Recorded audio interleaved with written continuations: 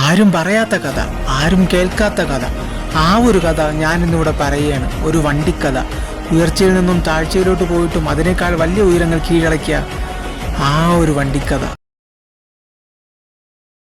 1910 Audi automobile work GmbH സ്ഥാപിച്ചു. പിന്നീട് 1932 ഔഡിയുടെ ലോഗോയിൽ ആ 4 വളയങ്ങളും ചേർത്ത് വെച്ചു.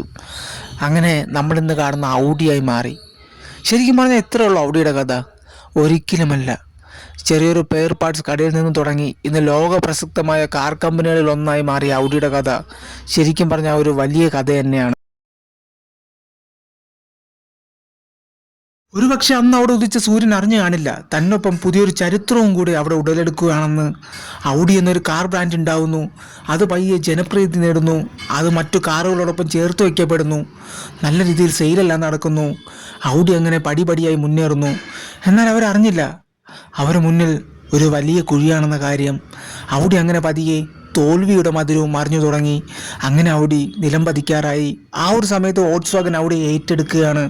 വോൾക്സ്വാഗൻ തന്നാൽ കഴിയുന്നതെല്ലാം ഔഡിക്ക് വേണ്ടി നൽകി. വോൾക്സ്വാഗനും ഔഡി രക്ഷപ്പെടുത്താൻ പറ്റിയില്ല. അവസാനം ഈ ഒരു കമ്പനി അടച്ചുപൂട്ടേണ്ടി വരുമെന്ന സ്ഥിതി എത്തിയപ്പോൾ അവസാന നിമിഷം ഔഡി വോൾക്സ്വാഗനെ ഒരു കാര്യത്തിനായി ബന്ധപ്പെടുകയാണ്. പിന്നെ അവിടെ നടന്നത് ചരിത്രമാണ്. ഔഡി വോൾക്സ്വാഗനെ ബന്ധപ്പെടുകയും ഞങ്ങളുടെ പക്കലൊരു മോഡലുണ്ട്, അത് നിങ്ങൾ കാണണമെന്നും ആവശ്യപ്പെടുന്നു. അവസാന ഹോപ്പെന്നോളം വോൾക്സ്വാഗനും അതിന് സമ്മതം മൂളുന്നു. എന്നാൽ അവരറിഞ്ഞില്ല അവരുടെ തലവര മാറ്റാൻ പോകുന്നത് ആ ഒരു മോഡലാണെന്ന്. അങ്ങനെ വോൾക്സ്വാഗൻ ആ ഒരു മോഡൽ കാണുന്നു. അത് കണ്ട് ഞെട്ടലടക്കാതെ വോൾക്സ്വാഗൻ ഉടനെ പറയുന്നു ഈ ഒരു സാധനം പ്രൊഡക്ഷൻ സ്റ്റാർട്ട് ചെയ്യാനും ഉടനെ തന്നെ ഇത് മാർക്കറ്റിലെത്തിക്കണമെന്ന്. പിന്നെ ഔഡിക്ക് തിരിഞ്ഞു നോക്കേണ്ടി വന്നിട്ടില്ല. കാരണം അന്ന് അവിടെ ആ ഒരു മോഡൽ സൃഷ്ടിച്ചത് ചരിത്രമായിരുന്നു.